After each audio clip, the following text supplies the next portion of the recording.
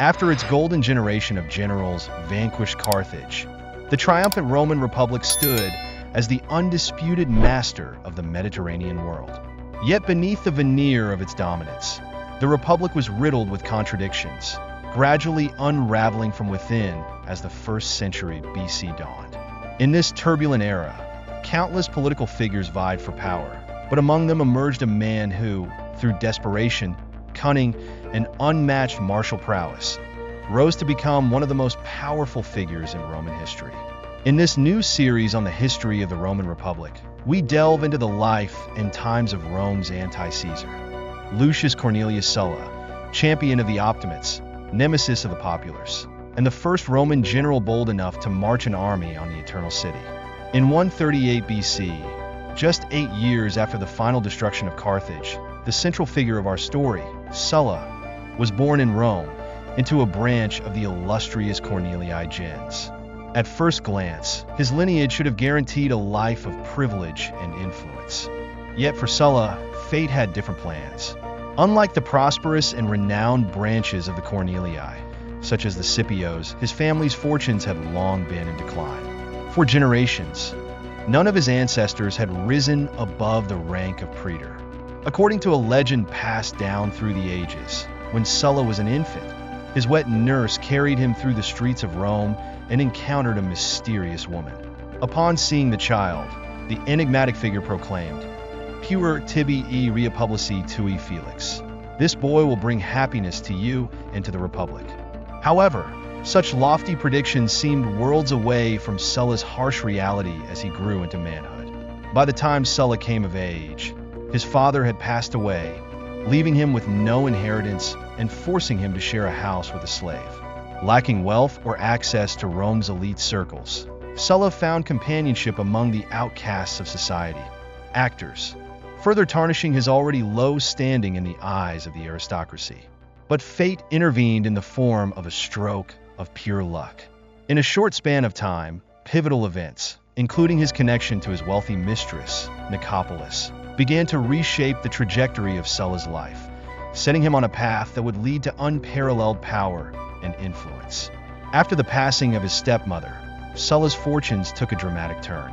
She left him a substantial sum of money, instantly transforming him from a man of meager means into someone of financial independence.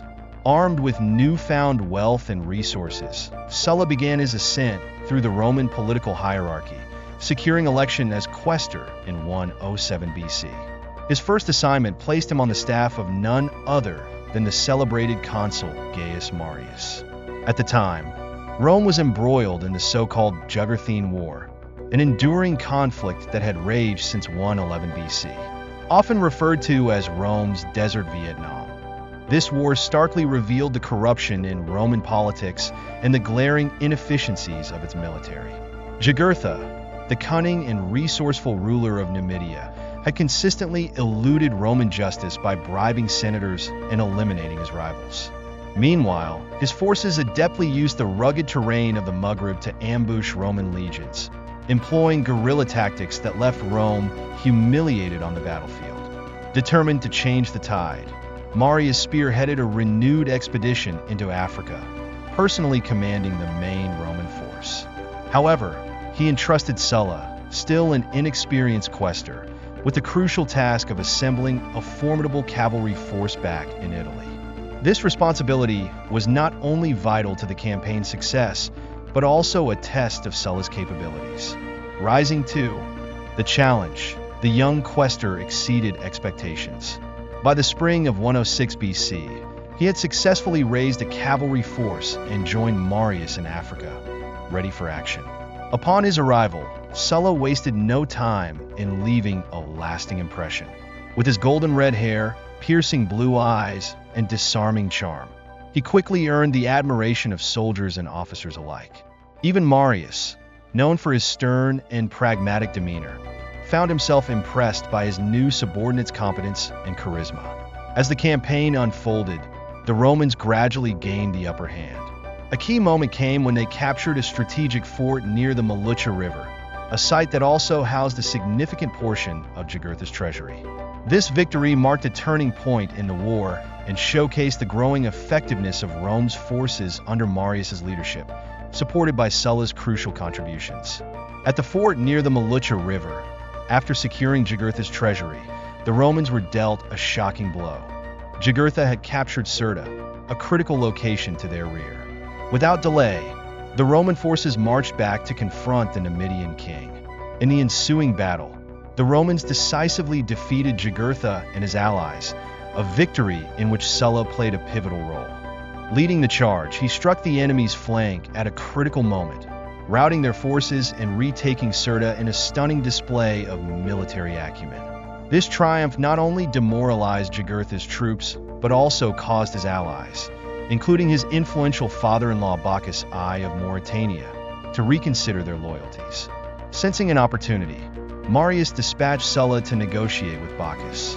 Armed with his charm and tactical wit, Sulla approached the Mauritanian king not as a foe, but as a trusted confidant. Whether genuine or a masterstroke of manipulation, Sulla cultivated a rapport with Bacchus, presenting himself as a counselor and ally rather than a Roman envoy. This budding relationship proved instrumental in turning the tide of the war. In a fateful meeting in the desert, Bacchus cleverly played both sides, promising his allegiance to both Sulla and Jugurtha while reserving the right to decide whom he would betray. It was Sulla's persuasive assurances of favorable terms that convinced Jugurtha to meet for negotiations unarmed. The Numidian king, however, walked into a trap. Sulla had stationed men in hiding, who leaped out to seize and shackle Jugurtha, ending his reign of terror. Sulla personally delivered the captured king to Marius, securing a triumph. For Rome, this moment of victory, however, sowed the seeds of enmity between Marius and Sulla. The immense acclaim Sulla garnered for his role in ending the war ignited Marius's jealousy, setting the stage for a bitter rivalry that would haunt both men for the rest of their lives. With the African campaign concluded, the Marian army returned to Italy to face a looming threat: the invasion of the Germanic Cimbri and Teutons. In this new theater of war, Sulla's diplomatic prowess shone once more. He successfully negotiated with the Marsi, a Germanic tribe, persuading them to defect from their kin and ally with Rome, a significant boost to the Republic's position. Yet, despite his accomplishments, Sulla found himself overshadowed by Marius, whose political maneuvers consistently relegated him to lesser roles. Seeking a chance to forge his own path, Sulla aligned himself with Rome's other consul, Quintus Lutatius Catulus. In 101 BC, during the climactic stages of the Cimbrian War, Sulla distinguished himself yet again. Faced with a severe supply shortage, he devised and executed a plan that not only resupplied Catulus's army, but also provided for Marius's troops. This feat, however, further inflamed Marius's resentment. At the decisive battle of Vercelli, which ended the Cimbrian threat, Sulla's contributions were minimized by Marius's political machinations, relegating him to a supporting role. Despite this, Sulla's reputation as a resourceful and charismatic leader continued to grow. Returning to Rome after the war, Sulla shifted his focus to his political career, seeking higher offices to cement his influence. However, by 98 BC, his ambitions encountered their first significant setback. Despite his efforts, the ambitious noble failed to secure the next rung on the cursus honorum, setting the stage for the next chapter of his relentless pursuit of power. Gained the praetorship due to basing his campaign on his military achievements as a junior officer. Sulla learned his lesson, won next year through bribes and cynically telling voters what they wanted to hear. As urban praetor, he had a century's worth of exotic lions sent from his royal contact Bacchus for display at the Apollonian Games, gaining immense popularity, which only further inflamed Marius' ire. According to the sources, Sulla's term ended hastily when he was sent to deal with the pirate-infested province of Cilicia as propraetor.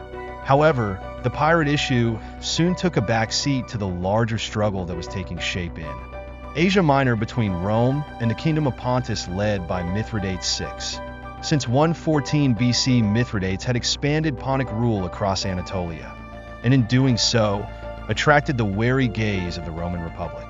By the time Sulla arrived to take up his magistracy in 96, Mithridates had managed to drive out or slay 2 Cappadocian kings.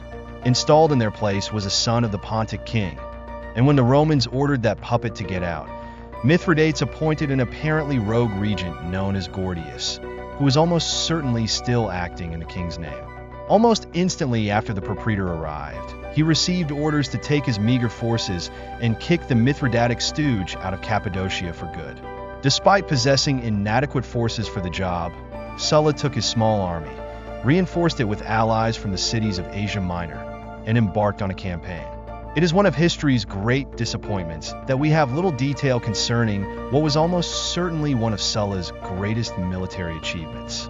However, what we do know is that by using a combination of military skill and diplomatic trickery in the rough Cappadocian land, the propraetor threw Gordius out with his motley force and put the previously deposed king, Ariobarzanes, back on his throne.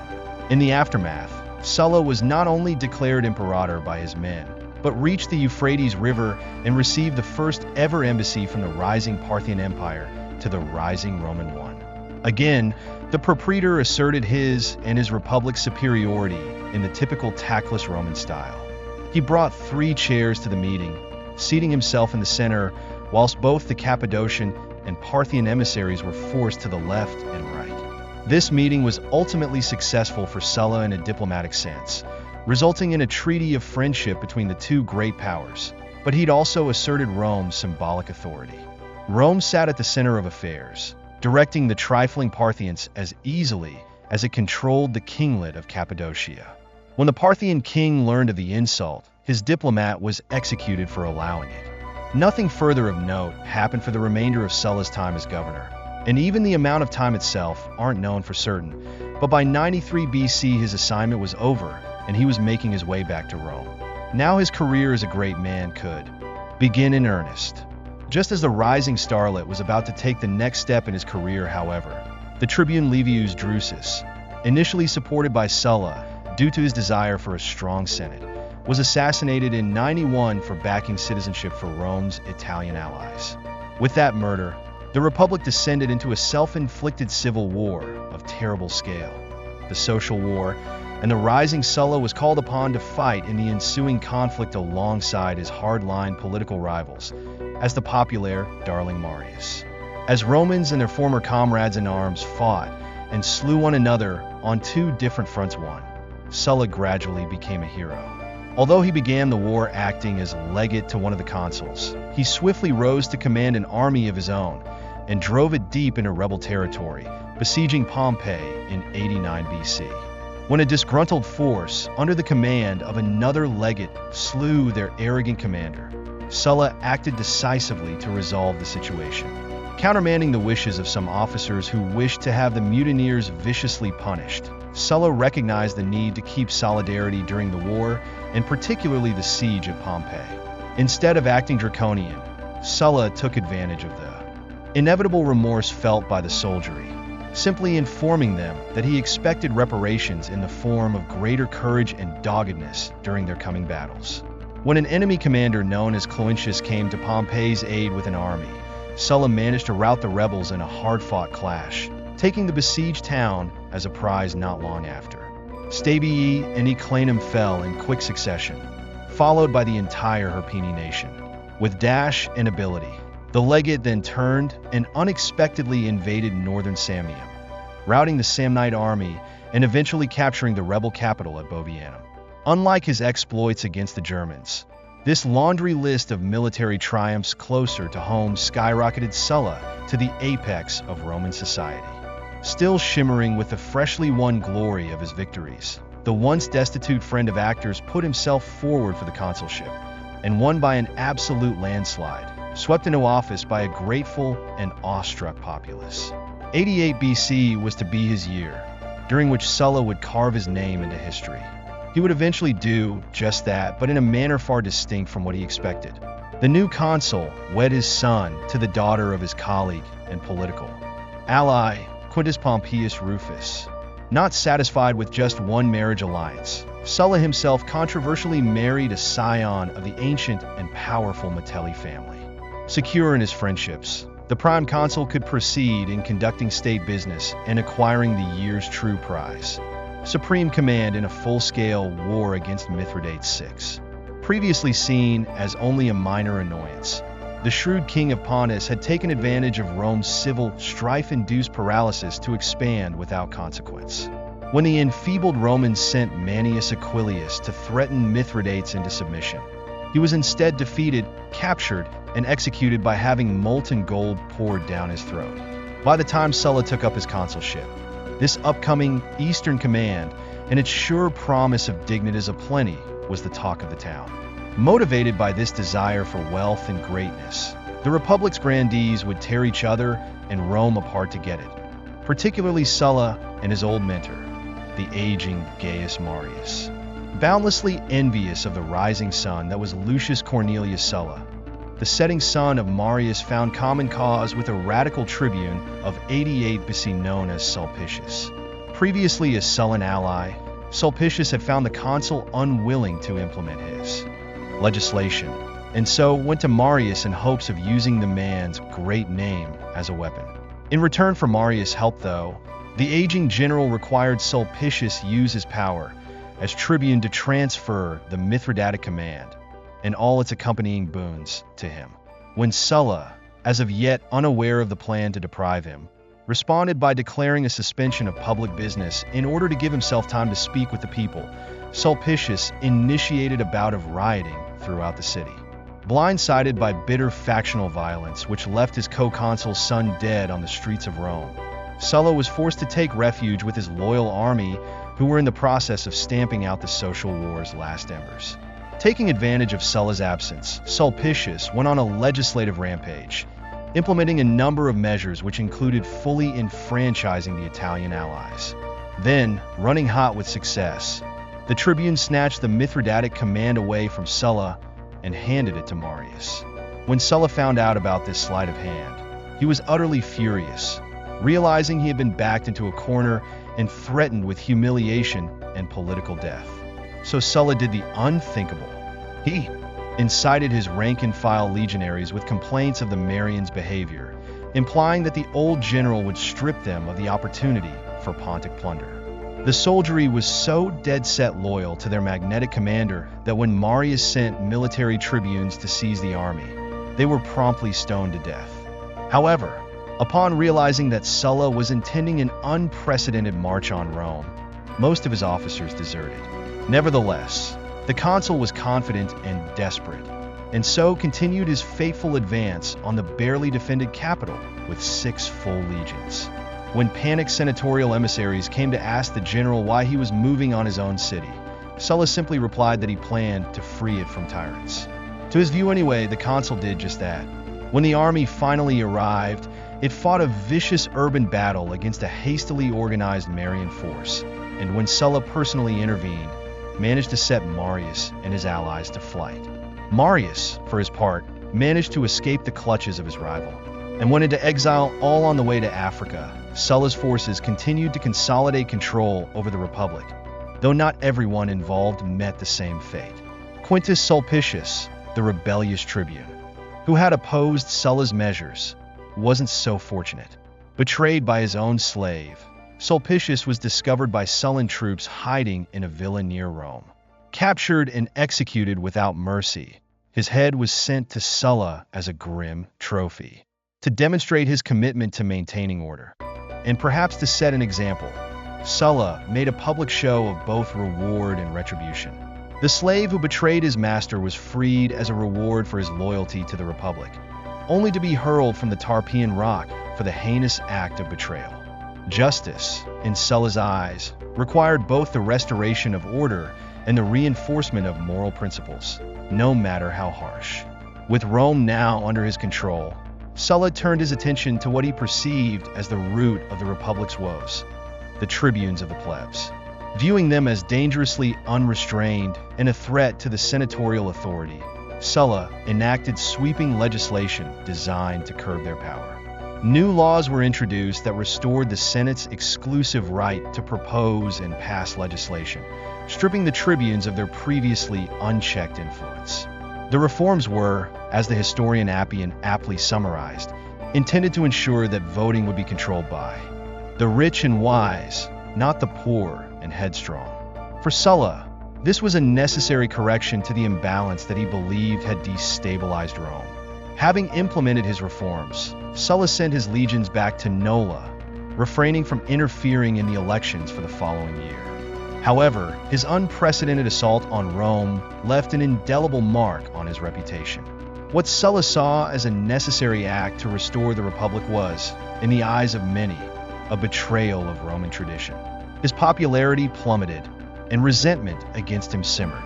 This backlash allowed a Marian-aligned politician, Lucius Cornelius Cinna, to rise to the consulship in 87 BC. Shortly thereafter, Sulla, now holding the title of proconsul, departed Rome to fulfill his ambitions in the east.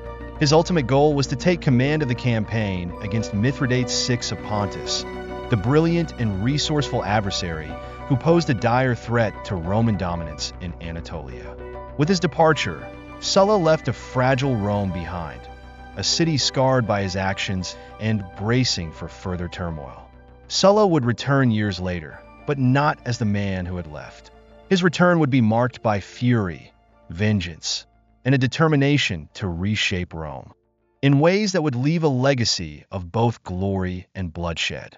In the next episode of our series on Lucius Cornelius Sulla, we will delve into his proconsular campaigns in Anatolia, where he faced off against the cunning Mithridates VI.